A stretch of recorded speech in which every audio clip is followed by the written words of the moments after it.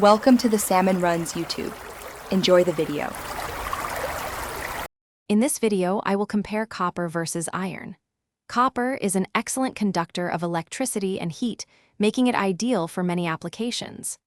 Iron, on the other hand, is known for its strength and abundance. We will explore their unique properties to understand where each metal truly shines. The choice between them often depends on the specific requirements of a project. When it comes to strength, iron, particularly in its steel form, is incredibly robust, offering high tensile strength for construction.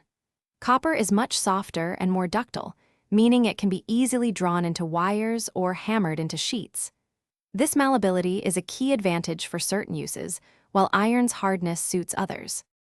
Regarding corrosion, copper forms a protective patina, making it quite resistant to rust and degradation.